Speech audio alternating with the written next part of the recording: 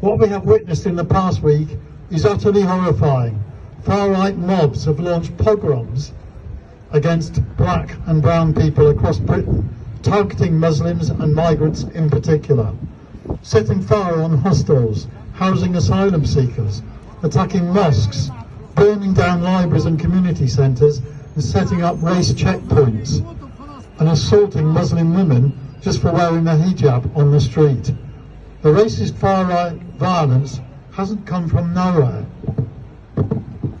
It's the culmination of decades of racist headlines and migrant scapegoating by the right-wing press, and the devastation of communities by Tory austerity. For far too long, politicians and the right-wing press have demonised Muslims and migrants. As a lot of you will know, I've spent the past week making loud and clear that politicians and the media class have a responsibility to call out the violence, to call it out as racist and Islamophobic, to acknowledge their complicity and not avoid responsibility.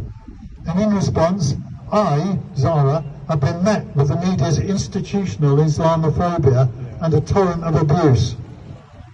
But I've also received thousands of messages of heartfelt support from people who tell me that they're afraid, but who also tell me that they want to do something to throw away that fear, and that seeing us fighting back gives them hope. Times like these remind us of a historic task to build anti-racist working class unity. Whatever our race or religion, the working class has far more in common with each other than we do with privately educated former stockbrokers like Farage. Whether you're white, black or brown, if you're working class, you have a shared interest in properly funding the NHS and in building council houses, and removing the two-child benefit cap that can cruelly condemn 330,000 children to poverty, and in stopping arms sales. Arms sales that are funding genocide.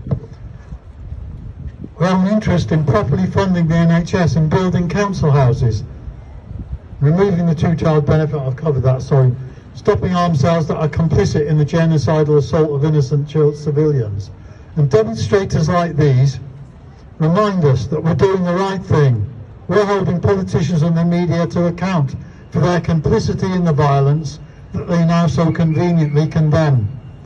And we're pushing racists back with our greater numbers, sending them a strong message that these streets are ours now and forever.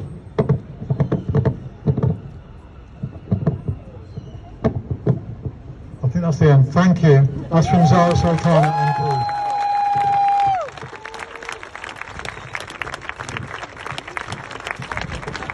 Thank you for reading it out, Sean. It's really good that she's been able to send a statement, whether she's here or not. Yeah, it's amazing that she's been able to send a statement in support of us, so thank you. Okay, next time. Let's try some more chanting. I wasn't going to particularly